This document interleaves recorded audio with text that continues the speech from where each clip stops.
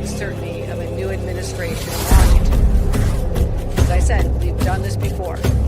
We've been to this. And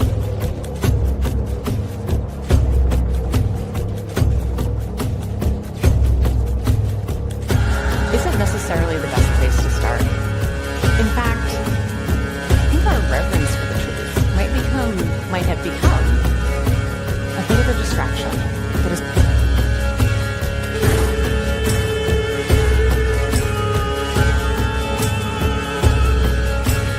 You condemn white supremacy. And he fuddled around him saying, I said, how about the Proud Boys? And he said, well, Ronald Reagan was 2 months into his presidency when John Hooker Jr. was cutting off the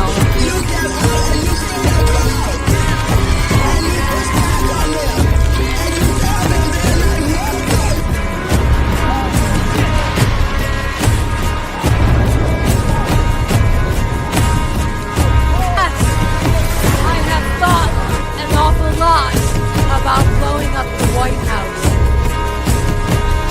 If you want to really see something that said, take a look what happened. I want to take this message to talk to your viewers real quick about the story, the conversation we need to have now. The VOP is wasting lots of tax dollars in frivolous spending, and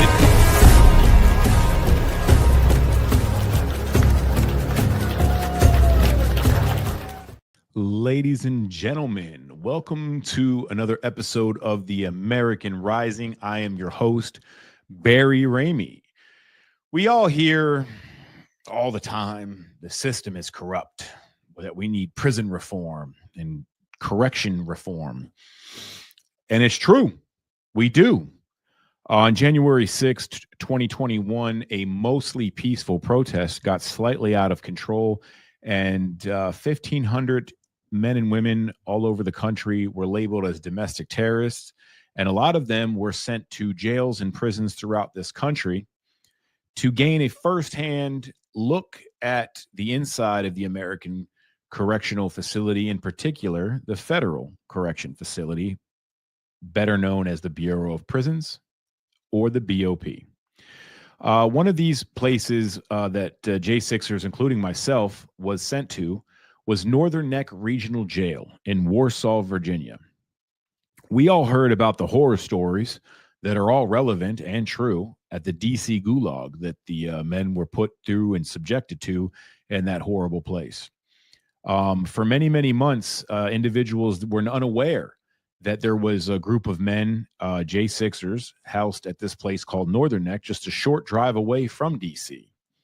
It wasn't until a group by the name of Northern Neck Patriots got involved, a local group that really shined a light on what was going on behind the walls of Northern Neck, something that was going on long before the J6ers even got there.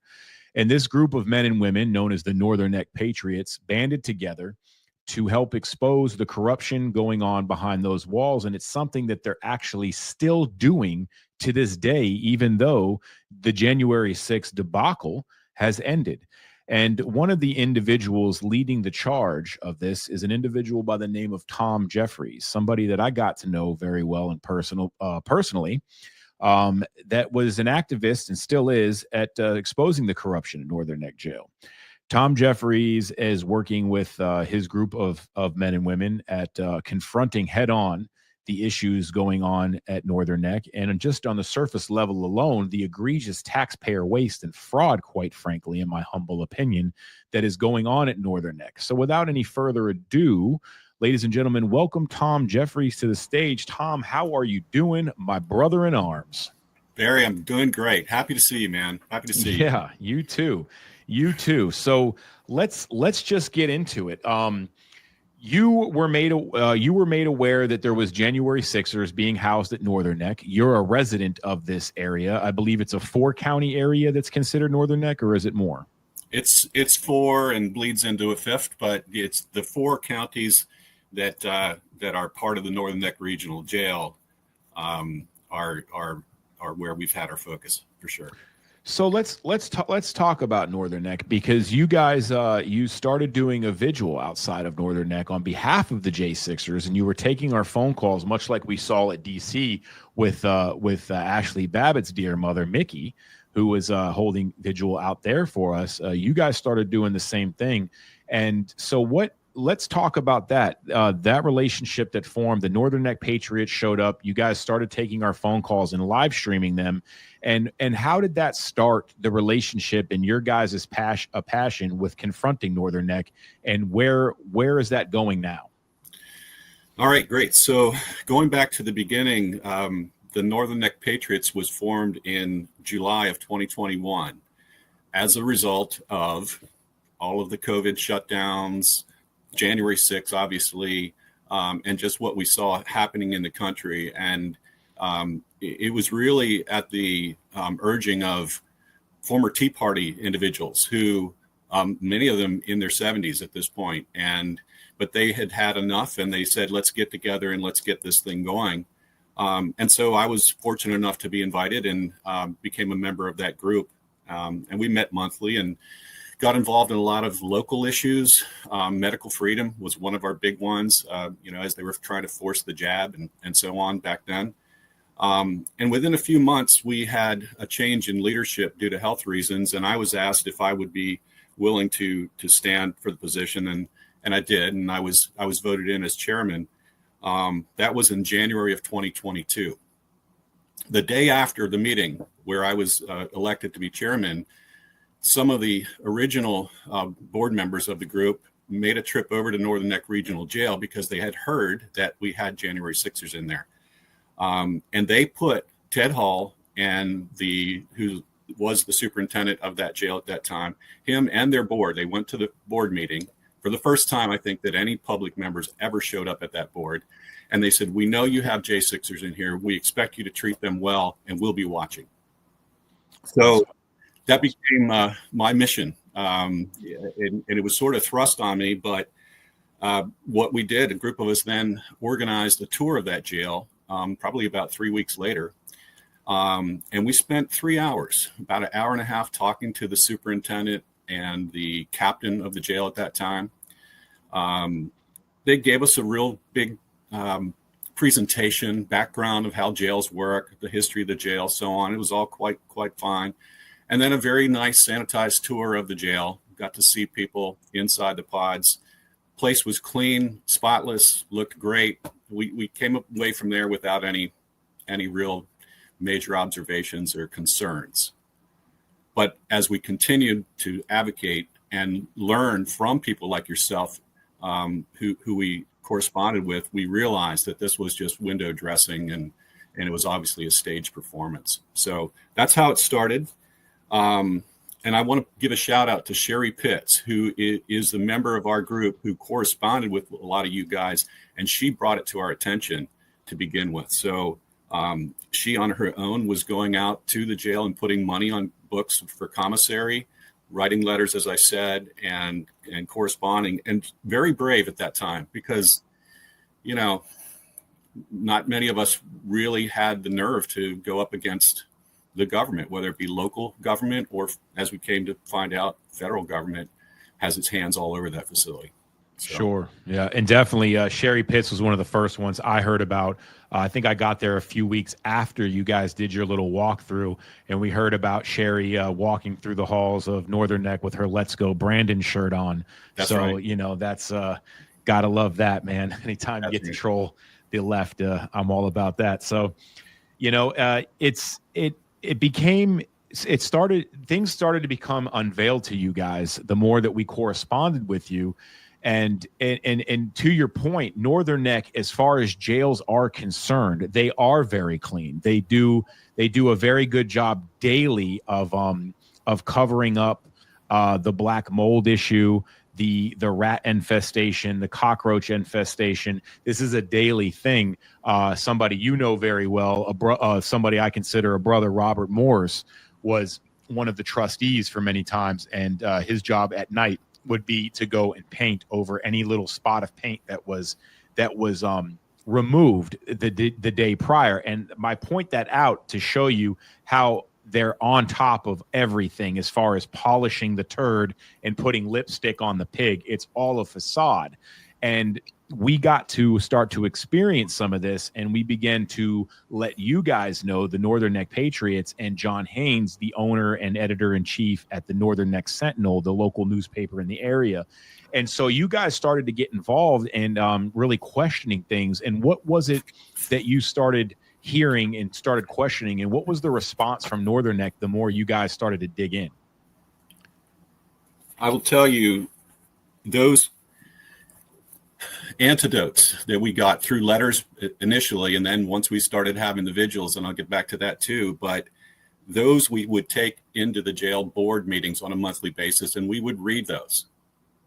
And we got a lot of shocked looks and surprise, but nothing came of any of those complaints other than for them to double down and make sure to highlight their successes at health department inspections, fire marshal inspections, passing all the checks that they need to do, and so it became almost like a monthly show for them to try to put up the facade that they are a well-run, highly efficient machine, and there's nothing to see here, and everybody is treated just the same. We came to find out that yes, everybody is treated just the same, whether you're pretrial or a convicted felon spending time there under state charges or whatever. They treat everybody pretty poorly. Yeah, it was not exclusive to the J6ers, the foul treatment of Northern Neck. This is their protocol of how they treat everybody there. And I would like to point out to people that Northern Neck is a privately owned facility. So the men and women that applied to work there aren't really held to some kind of law enforcement standard that you may see at like a county jail.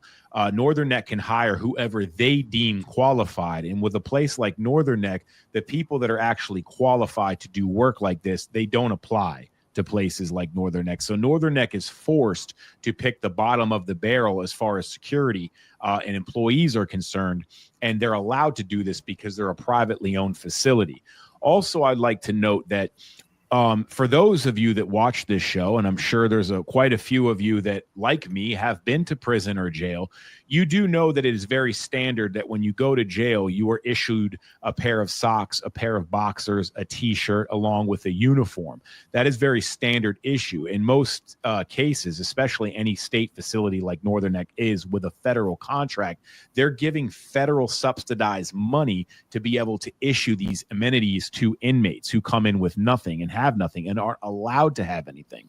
Northern Neck has a Ponzi system in place where these T-shirts, boxers, and socks that they get money and funding from the federal government, from the state of Virginia, they sell back to the inmates. So inmates really have nothing there. And that's just the tip of the iceberg, which I'm sure we're going to dig into that and much more. But just to show you like the egregiousness behind Northern Neck, it really starts financially, their corruption and what they're actually doing. And we'll get into that more here momentarily. So Tom, so then going from there, you guys start confronting Northern Neck and you eventually start showing up to these meetings more regularly. And what was your experience in doing that? Well, a couple of things. Let me talk a little bit about Ted Hall. Sure. Ted Hall was the superintendent of that jail for 30 years.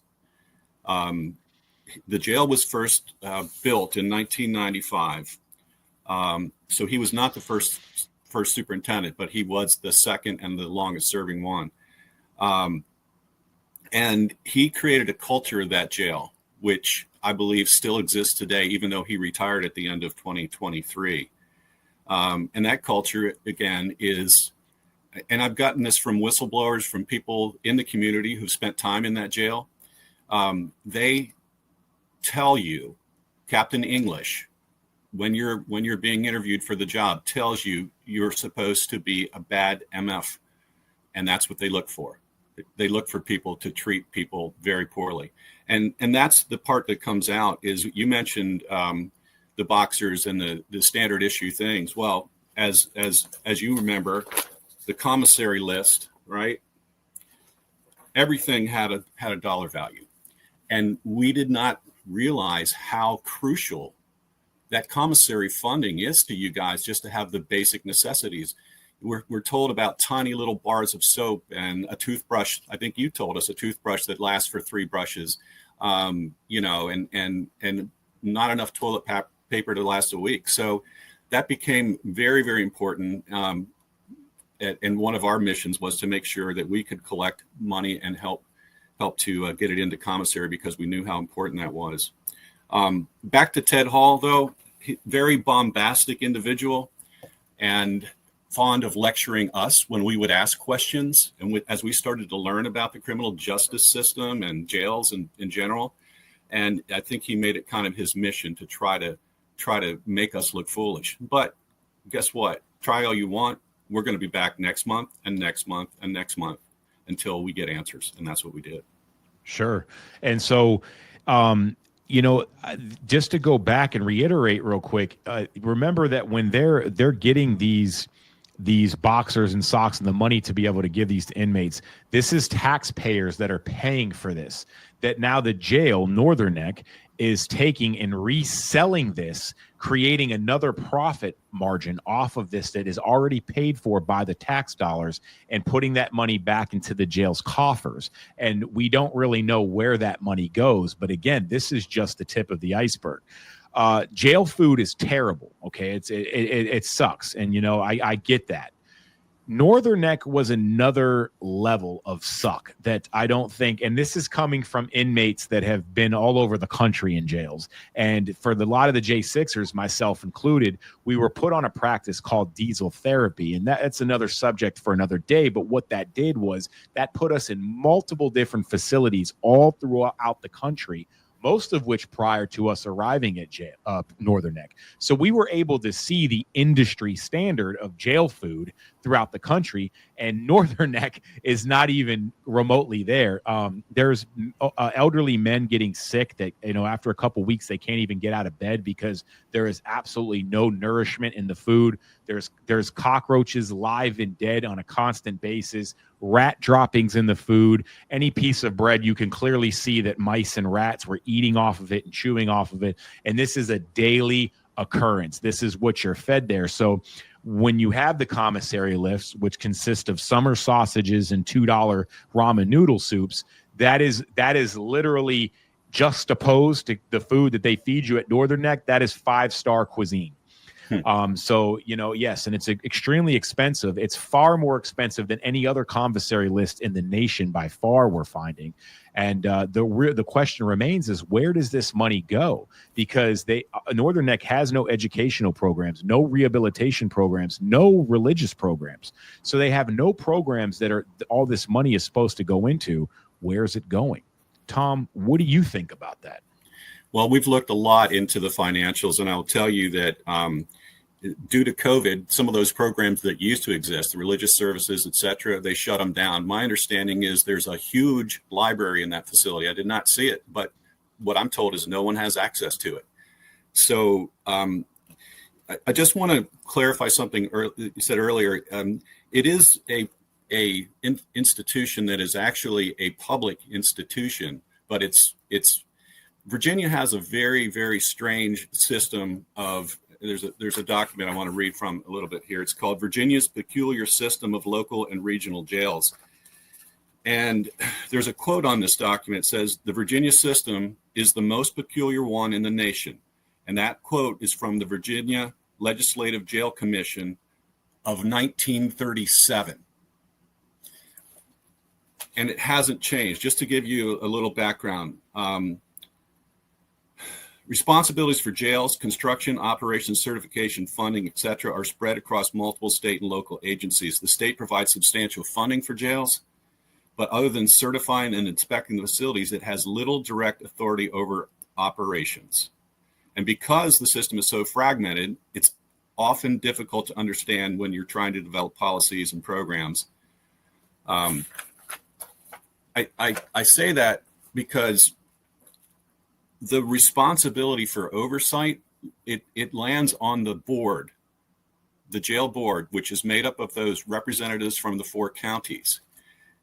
And their job is to make sure that the jail itself has a policies and procedure manual that follows the Virginia Code. That is the amount of oversight. As long as they've got a policy in place for the things that they're supposed to have, whatever it may be, whether it has to do with solitary confinement, whether it has to do with outdoor recreation, whatever, think of anything in a jail. They have a policy manual. And you probably remember the policy manual that was issued to all of the inmates in the jail. Oh, yeah. I sent one to John Haynes. They handed me that one day when they were being still friendly to us in the board meetings, and pretty much we would ask things for things and they would give them to us. That changed over time. But the important thing here is it's back to the money, follow the money and everything, right? So Virginia has one of the highest incarceration rate, the highest incarceration rate in the United States. And the United States, by far in the developed world, has the highest incarceration rate of anywhere. Even some notes, 10 times higher than places like the United Kingdom, Portugal, Canada, France, Belgium, right? So we're talking, there is a real problem here. This is a business.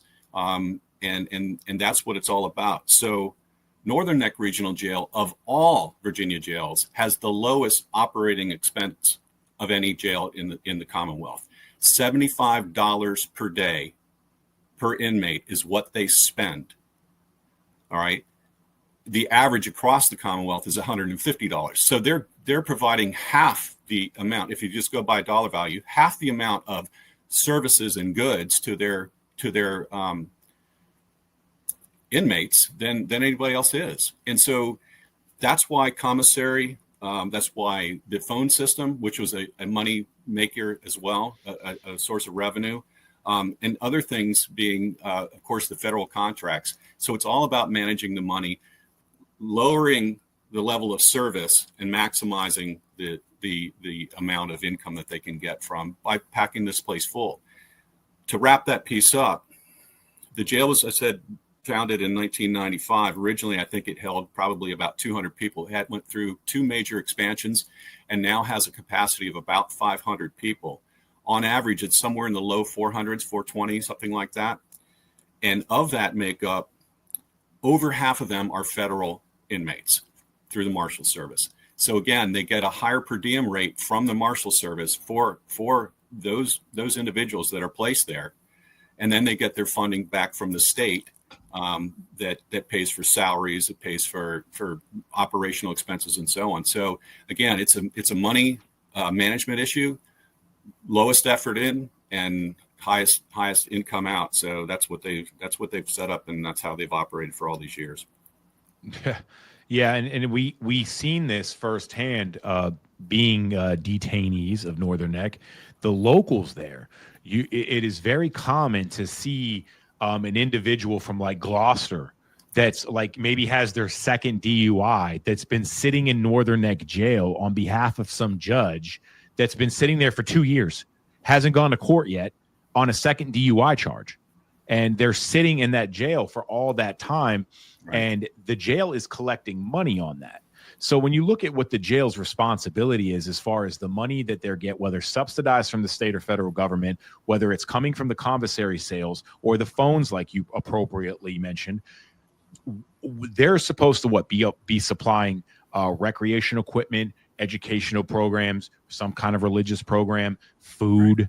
We see that the food at Northern Neck, and I used to think that this was hyperbolic, but it's not. It's true. I've seen the pictures now that they have. It says the meat that they buy is not fit for human consumption. It is meant for processing for dog food and animal farm food.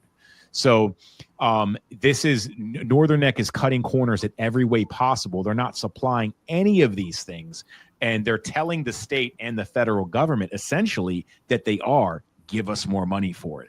And there's people sitting in jail and prison for years for doing less. Right. That's right. Yep. And so let's talk about this bill real quick. That you and the Northern Neck Patriots, along with some other people, were able to get, recognized. And why don't you take us there about that? Because it was at that moment that you were able to get a lot of this abuses towards the J6ers, at least, to finally stop. Yeah, so there was a Commonwealth bill called HB 2105, and it was labeled Regional Correctional Facilities Investigation of Acts of Violence. So to give you the backstory on that, the Commonwealth's attorney of Richmond County had been in a battle with Ted Hall for years over abuses that were going on in that jail. And we're talking about violence, not just corrections officer on inmate, but inmate on inmate. There was one instance of a gentleman who was stabbed, I think 47 times, something like that, lacerations all around his face, ears, and so on. And the Commonwealth's attorney called for investigations on that. And Ted Hall basically said, I don't answer to you. And so whenever an incident like this would occur, the jail would investigate itself.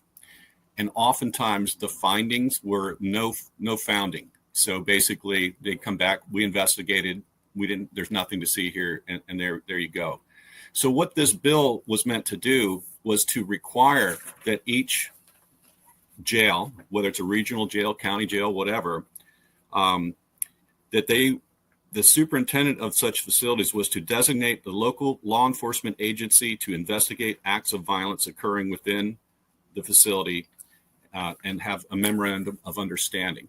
Because as it was, the sheriff of Richmond County felt that he had a conflict of interest by investigating the jail in his local county, which just blew my mind. And I confronted him on that in public forum. So I think this bill, which did pass, it had already made its way through the House of Delegates in Virginia by the end of 2024. And then just earlier this year, it went through the Senate right about the same time that our friend Chris Quaglin came out to the jail. And as we were starting to get publicity from J6ers. And so I think all of that helped to get that passed, and hopefully that will make a significant difference in what goes on with these investigations. Yeah, well, I think anytime that you have the investigators investigating themselves, that's the cocktail for corruption. So now Northern Neck, you now correct me if I'm wrong here. Help me articulate this properly. Wasn't there something going on with the doctor at the hospital where they were able to just basically sweep it under the rug? They had some kind of in at the local hospital. So Dr. Dudley was the name. I think he still may be on contract with them. I think I asked this question to Ted Hall. Now, first of all, Northern Neck is designated as a medical facility. They were very proud of showing us the little medical suite right off of the intake and holding area.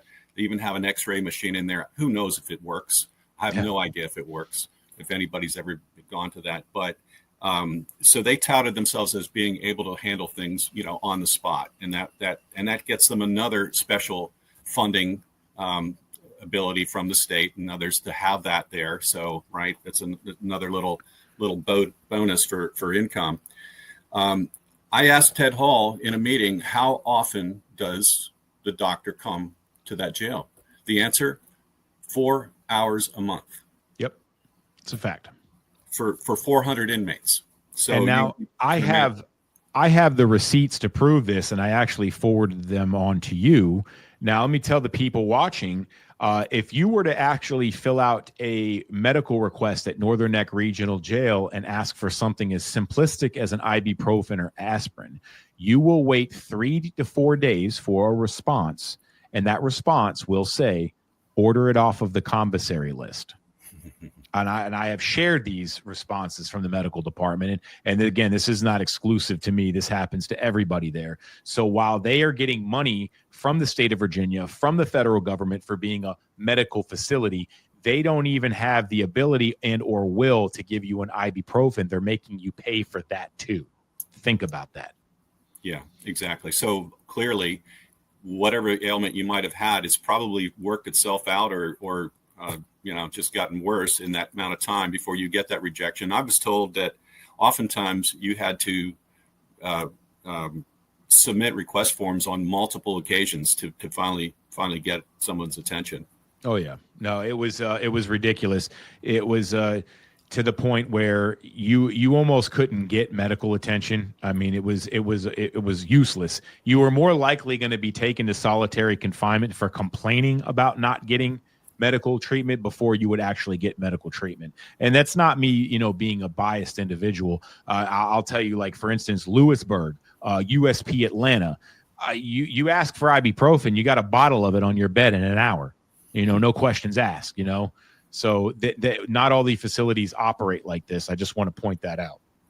Well, you touched on that earlier, the fact that through diesel therapy and being moved around, the J6ers were privileged, I guess, to see the differences across these facilities. And I think that the feds really did not think that through when they charged 1,575 people, and however many hundreds of those were locked up for any amount of time. I don't think they realized what was going to come out of that, because these were not, you and everyone else, the J6ers that I know, are not wallflowers. You were there on that day for the reason, because you were standing up for your right as a citizen to redress your grievance with the government, right? So you're not somebody who's going to just lay down and let them do whatever they want. You're going to speak out. You're going to talk about it. How many times has John Haynes written in the Northern Neck Sentinel about people telling him stories, you included, and him saying, look, if I publish this, there may be retribution. And your answer, as many others, was do it anyway. It needs to get out. Sure.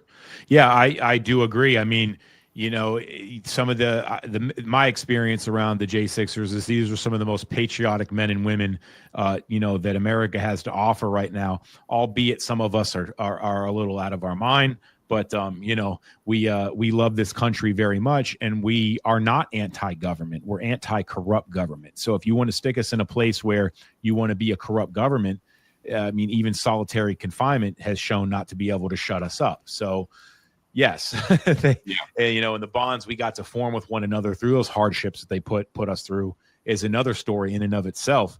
What would you say, Tom, was, and real quick, before I go any further, I'd like to say that a very valid point that is not, there is no exaggeration in what I'm about to say. I was in Northern Neck for 6 months. There was some of the guys there that were there for a year and over. And the 6 months that I was there were horrendous. And when we finally, because of the work Northern Neck Patriots did, and Tom Jeffries and Sherry Pitts and all the likes of all the others, because of that work, we were moved to Lewisburg in Pennsylvania, which is a United States penitentiary. Lewisburg is where the original term, the big house, comes from. It is a notoriously maximum security penitentiary in Pennsylvania. It is dangerous. It is very scary. It looks like Shawshank Redemption. Mm-hmm. When we were driving in there and from leaving Northern Neck finally, and we were put through intake and we were given our first meal, and we were allowed to go to commissary the next day and then allowed to go out on the yard, because in Northern Neck, we barely got any recreation. Some of us went 4 or 5 months at a time without ever seeing an hour outside of the doors. Right. And when we got out there, we walked out on this giant prison yard. It's me and about 5 or 6 of the guys that were at Northern Neck together. And here we are surrounded by concrete walls, razor wire fence, guards and watchtowers with guns. And it was literally a breath of fresh air and freedom compared to where the fuck we just came from at Northern Neck. That's a heck of an indictment, I tell you what. Those are the questions we would ask. I mean, what's up with this? The fact that we were told that the exercise yard at Northern Neck, which is a tiny little, what is it, the size of a basketball court, maybe? It's about not a half a basketball court. It's a half a basketball court. And there's no view of anything but straight up walls all around in the sky. So, and the excuses we would hear is we can't go outside because it's raining. Yeah. Or other things. And then you had the indoor recreation area, which was that half a basketball court. I think that was used more to put people into it and leave them there, than to allow anybody to actually get any exercise. It was basically used as a staging area for mass transports. If they were sending 20, 30 guys out of the jail at one time, they would make them sit in there for hours on end before they loaded them onto the bus and got them out of there. Barely anybody ever went in there to get wrecked. a gentleman just told me that he spent 22 hours in the butt chair in that gym. Yeah. Because they forgot about him. Yeah. So. Yeah. It's really bad there. And again, I try to get away from the bringing sympathy towards the inmates. If you don't want to have sympathy towards them, that's fine. But let's talk about the taxpayer waste and the fact that there's people sitting in that jail right now for tax fraud, while the jail they're sitting in is probably culpable for some serious tax crimes that they should be in jail themselves. But, I digress. As far as what you've witnessed, Tom, and all the things that you've been privy to in your investigating this jail, what would you say are some of the most egregious indictments against the administration at Northern Neck or the jail of it in and of itself? I think there is a culture that exists there.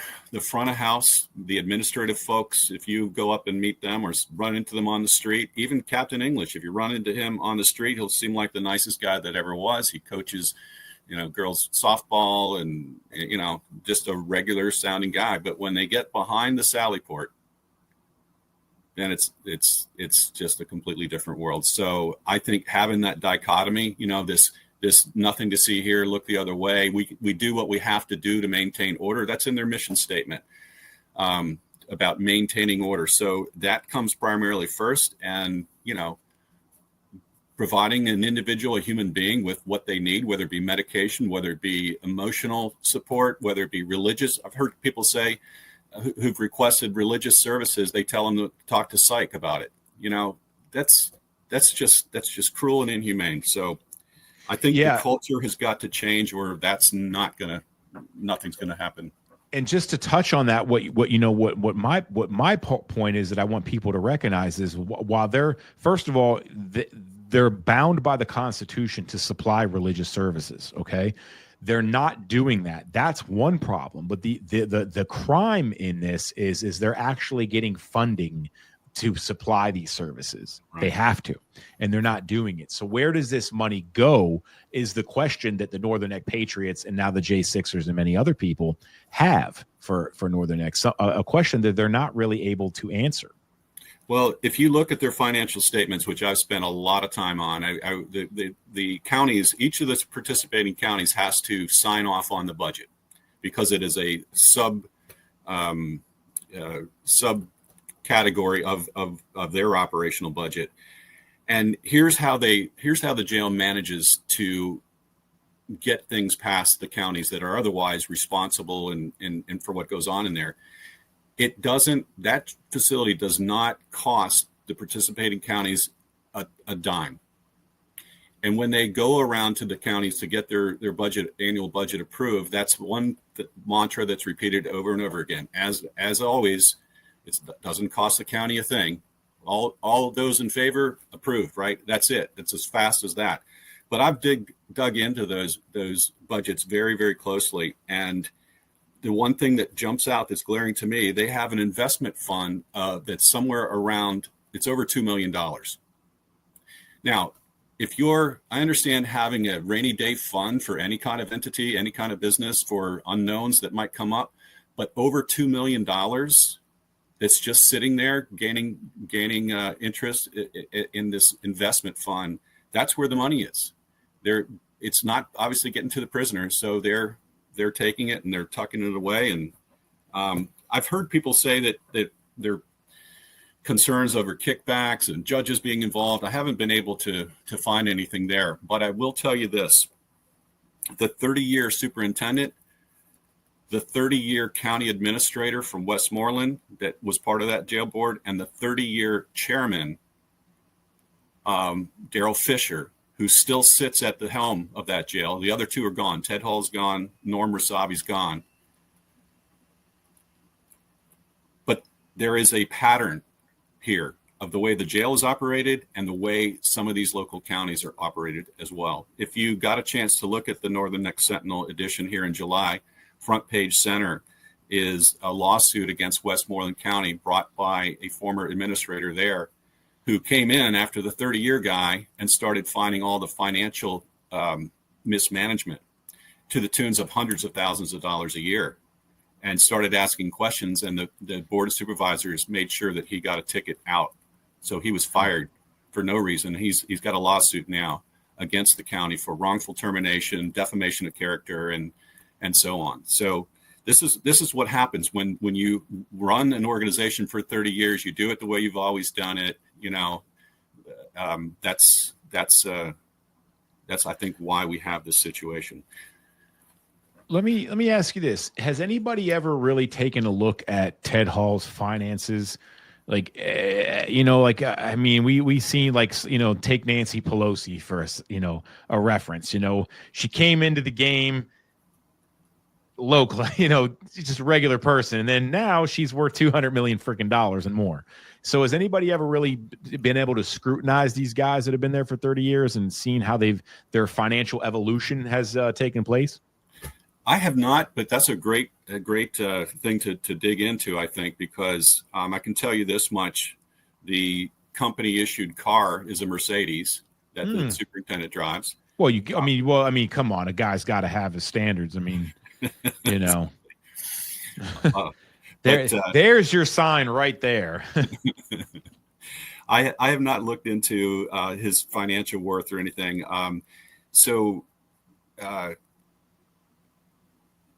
I think that it's worth doing, and maybe as we start to unravel the onion a little bit more here, I think that's a good place for us to look. Yeah, I mean, I think something would go, without saying, if all of a sudden he paid off a $400,000 home in the last couple of years, So yeah, follow the money, as they say. What kind of stories have you heard, have been privy to, that you've or anything that you've been able to corroborate as far as the food quality there? Because I know that when you guys came and did your little tour, they did what they do, and they put on that grandeur display, and this is to put the best foot forward, and so what have you heard from inmates and J6ers as far as the food there goes there? Heard the same things from non-J6ers here in the local community, that the food is terrible. One of the first things we requested as a group was, can we bring in fresh food, to get to these people? And of course they would not allow that because of the security issues that go along with that. And then everything comes through the vendor. I remember when you tried to send me the cake with the shovel baked inside of it. Right, so, right, thanks. Right. Yeah. So, but yeah, we've heard the very, very same thing. And also from members of the community who worked in that facility. We've got whistleblowers here that we're holding on to, but those will come out. Those stories will come out eventually.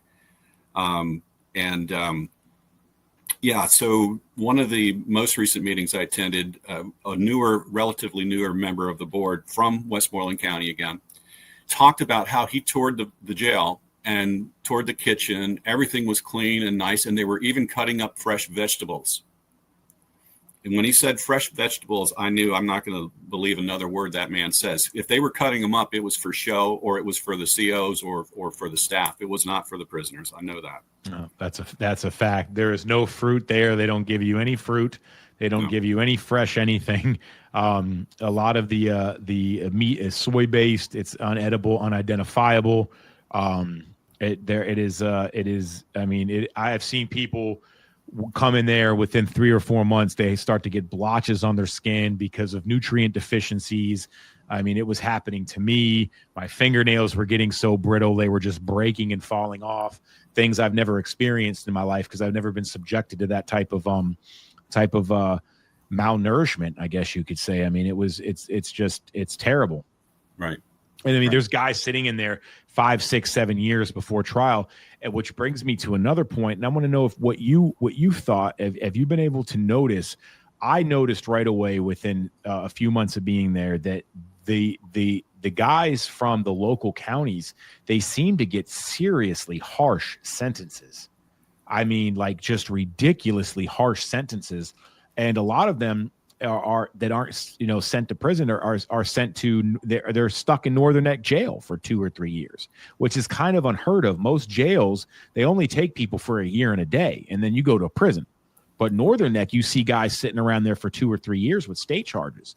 And so I want to know if you guys ever dug into that. Why does it seem like these local guys get some really stiff sentences and their sentences are spent at Northern Neck? Yeah, I agree. My understanding was 1 year was the maximum amount for either serving a sentence or, I would think that if somebody's pre-trial for that amount of time, there's a problem in that. So we've learned so much through this whole process. The idea that we have a right to a speedy trial in this country is gone, right? Sure. As you know, because you guys, many of you were incarcerated for more than 75 days. Without even having charges against you. So, and that should have never been allowed to happen. So again, I think this is a case of, yeah, it's a business. You got to feed the beast, right? So these sentences that they're imposing are harsh. And here's the other thing.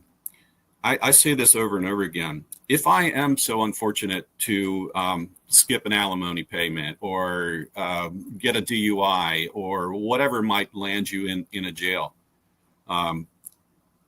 you're placed in there with federal inmates, DC gangbangers, terrorists, true terrorists, other folks like that.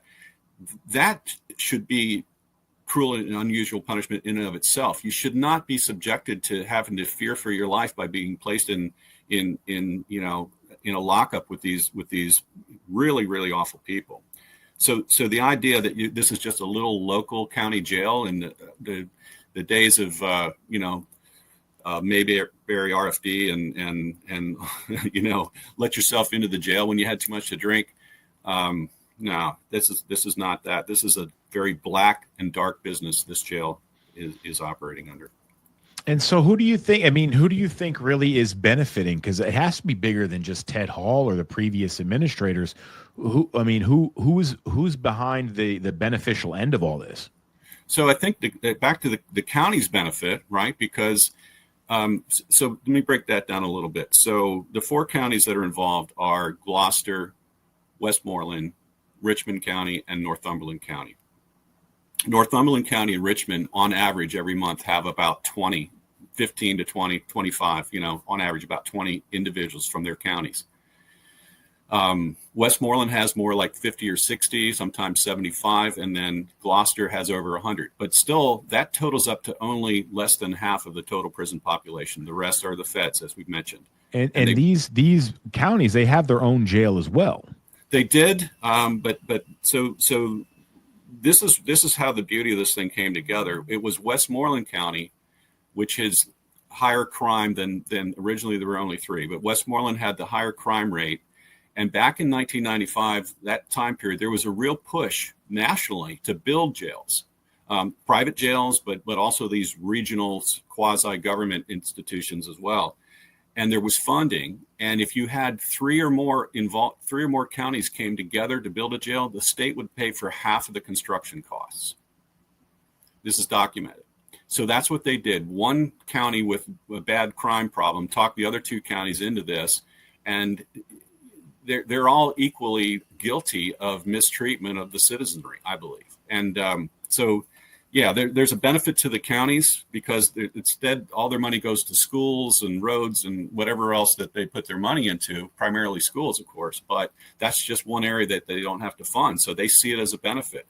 But our goal is to make it so painful for them to think about that jail, to hear about it, that they want out. I mean, that's what I would like to see. I would like to see the feds out of that facility, and I would like to see these counties with very low participation rates. I'd like them to get out. It's almost like a NATO situation. I mean, you're basically paying for everybody else's protection. Right. That's right. Well, I mean, another thing, like we can go on and on and on and on about the lack of money spent at Northern Neck. One of the things is whenever it rains there, and there's as you know, a really hard rain, the sewage actually comes up from the bottom floor. So you will have puddles in all the units of raw sewage coming up. And that's because there's the pipes are bad. The pipes are breaking. So they're not even fixing that. So they have this, $2 million surplus for a rainy day fund, and you've got sewage coming up out of the ground. I mean, people are getting sick. So if that's not a rainy day, what is? Exactly. I have a report that a section of the fire sprinkler system was shut down. It was leaking. Something was happening. They shut it down in a complete section of the jail until the fire marshal was called in and made him open it back up. Wow. And the black mold you mentioned. Oh my gosh, I can only imagine how awful that HVAC system is. It is terrible. I mean, it's all over the ceiling. It's on every single vent. And every night they'll send somebody, like we were discussing earlier, Robert Morris, a trustee, to come paint over the mold. Within a day or two, it is back there again. And this is a continuing cycle. They just polish the turd, lipstick on the pig. Mm-hmm. Yeah. And again, they're taking money, from the taxpayers to fix all this and to be on the up and up. And again, $2 million rainy day fund, and the black mold is not enough to pull that money out to fix that issue. And their own officers are subjected to that. They don't even care. Right. They don't care. And you mentioned it earlier with the COs, corrections officers. There are signs all around the county, starting salary, hiring now, jail officers, starting salary up to $50,000. Out here in the rural area, that's not a bad starting salary for someone. The problem is they can't keep anyone there. Their turnover rate for CO officers is very high. It's upwards of 5 a month, either quit or fired because they're just that lousy. You have to really be lousy to get fired from Northern Neck. I imagine so. I mean, that's like weapons grade lousiness right there. Right. Oh my God. Yeah. I my first week there, I'm not going to say his name because I actually found he was pretty cool. One of the officers the first week there was telling me how he was doing a bunch of blow on the weekend with his buddy out hunting for deer. So like, all right. Yeah. Well, so going forward, what is your mission? What is the Northern Neck Patriots mission as far as Northern Neck is concerned, this jail? What are you hoping to accomplish and expose and get done there? Well, our ultimate goal would be to shut it down, to make it so painful, such a public outcry that either counties will pull out of it or they'll shut it down completely. That's a big ask and probably a hard one to get to, but I do think, as I believe that the Patriots had something to do with helping to get you guys out of there by bringing publicity to your plight. Yes, it should work the same way with the feds, and I think we're going to need some help, from our new good people in the DOJ to help us bring that change about. But that would be our ultimate goal, is to completely change the way they operate now, from running it as a money-making organization to a service provided to the citizens that's needed. I mean, I think we both agree that we need jails in this country. Sure. But they need to be run humanely, and they need to be the kind of place that you'll feel okay that a loved one is going to be all right when they go through that. Right. And, it's instead of creating an environment that's just a revolving door for recidivism, that's all they're doing. Make some kind of actual attempt to rehabilitate people, or get the fuck out of the way, because you're creating a problem in society. You're not fixing one. You're accentuating one, and that's the issue here. I really do feel that it was, I guess God's calling to put a lot of us in these situations so we can expose these institutions and continue the fight. I am grateful for my pardon. Thank you, Donald Trump. But the work begins now, and I'm not going to keep my voice silent, like you said. We're opinionated people, us J6ers, and I feel very fortunate. I know a lot of us, you guys, did take good care of us. A lot of people didn't know that we were at Northern Neck and going through the things we were going until you guys amplified our voices. So I personally am very thankful for that. What is the next steps? What do you got coming up with Northern Neck Regional Jail? Are you going to be confronting them more, showing up to more meetings? Yeah. So as you know,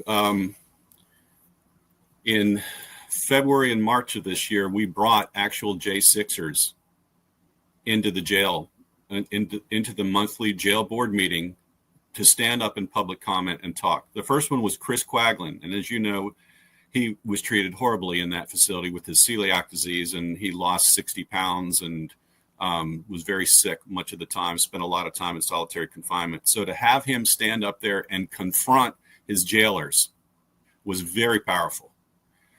We followed that the next month with Robert Morse. You're and my good friend Robert Morse, Lego Man.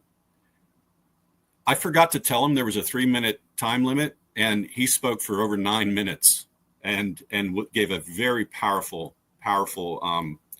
testimony of his time there, and demanded that they take account for how they treated him and others. And I just want to give a shout out too that might have been there. Our YouTube account is at NN Patriots, so you can find those videos there. So I think that's the one area that we want to really continue to do this. I will say this: after the second event in which we brought an actual J6er in, when Robert Morse spoke, and then I spoke, and I laid it on them pretty heavy, basically told them they were all just rubber stamping whatever the jail tells them. They work for the jail, essentially, talking about our county commissioners. And they went into a closed meeting, which we don't think that was even legal for them to do because it wasn't advertised properly. But they went into a closed meeting and they voted to change the public comment period from monthly to quarterly. So they're trying to silence our voices. Yeah. And I was told by some of the friendly people on the board, there are a few, that some were asking to shut it down completely. Well, by law, it is a public institution and it has to have public comment available at least quarterly. So that's where we're at now. The next one is August 13th. And we're intending to have more J6ers, at least one there to continue on with that. And I think that's very powerful. So that's step one. Yeah, I watching that Robert Morris and Quaglin as well get up there and confront them. That was an epic piece of footage. You know, almost a sense of redemption. You know, to be able to go back and say something, because they actually used Robert Morris. They lied. They said that Robert Morris wrote a letter supporting Northern Neck, and they actually took his letter completely out of context. Right. So that's another story in and of itself. But Right. So anything else that you want people to know, anywhere they can go and follow you, to support you and what the Northern Neck Patriots are doing? I've got the YouTube channel right up there on there. So, you know, last words, Tom, anything you want anyone to know about what you've got going on? Well, I think the other area you and I have talked about, I call it our project, and this is through our friend Hal Woltz, who I guess I would just give a shout out to him and what he went through. He's not a J6er, but he spent 7 years confined without ever committing a crime, and his story is available at www.justicedenied.com. And there's a great little 15-minute video that anyone can watch. And this was from 2006 to 2013, I believe, something like that. So well before J6 happened, but I believe that was a bit of a test run with him and others that they've been locking up. So I think that with Hal's counsel, I believe that we need to continue to gather the stories of people that you've met and others have met inside the jail that are there on, shall we say, shaky circumstances, whether it be, you know, a ghost charge for drugs, whether it be someone who, you know, is in there because they found a tax violation or some other financial crime that was made up. There are a lot of people that are literally sitting in jails and prisons around our country that shouldn't be there. So we need to highlight that, and we need to tell their stories. And I want to continue to work with you, Barry, and everybody else in the J6 community to try to get that out. Absolutely. And you are 100% right. There are tens of thousands of individuals in the United States prison system, especially the federal prison system, that do not need to be there. They've either served their time many years ago, or should not have been there in the first place.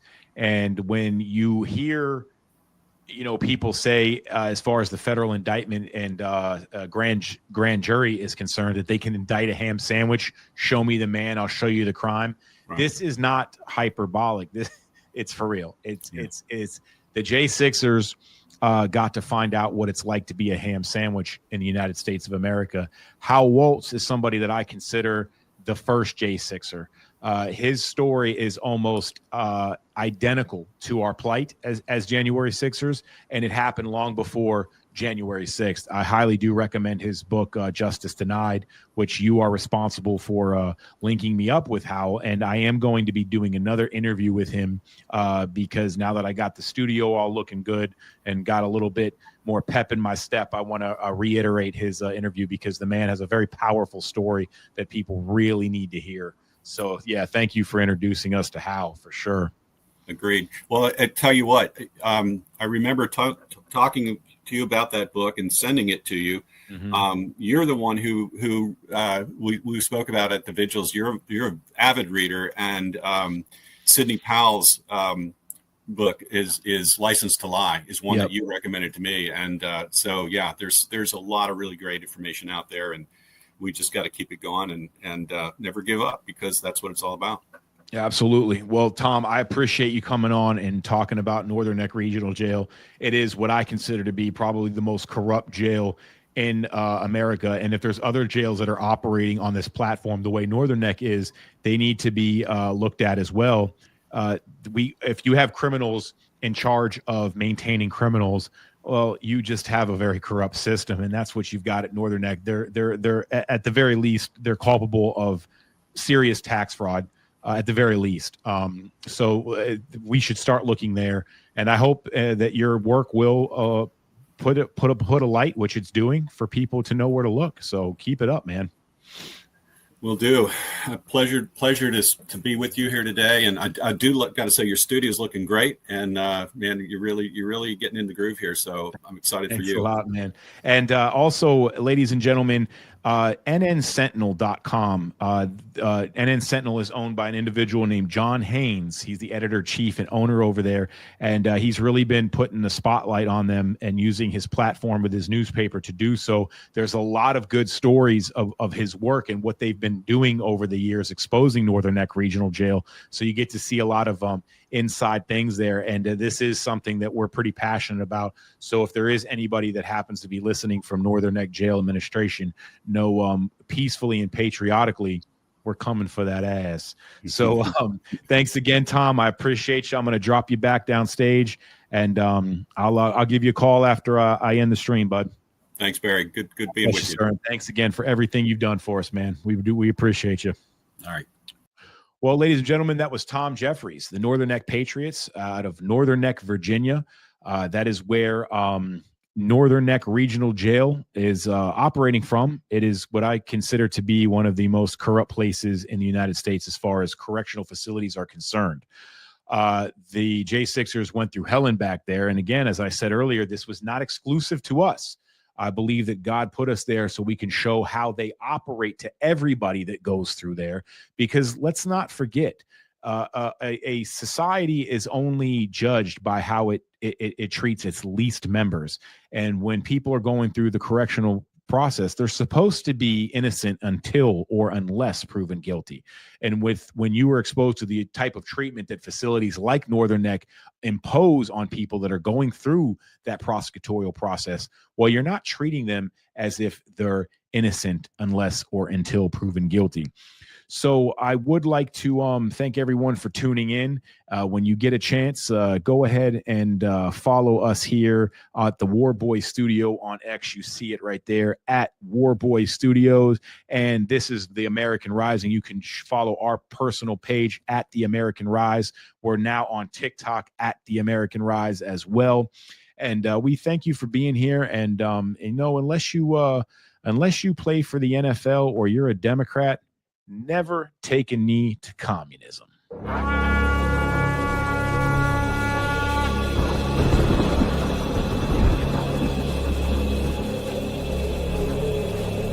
will get through the uncertainty of a new administration in Washington. said, we've done this before. We've been to this. And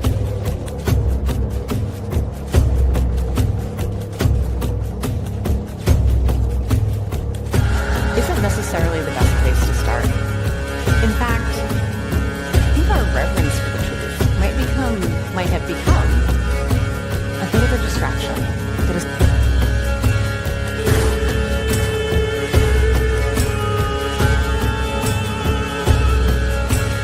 You condemn white supremacy. And he fuddled around him saying, I said, how about the Proud Boys? And he said, well, Ronald Reagan was 2 months into his presidency when John Hinckley Jr. blew a $20 million.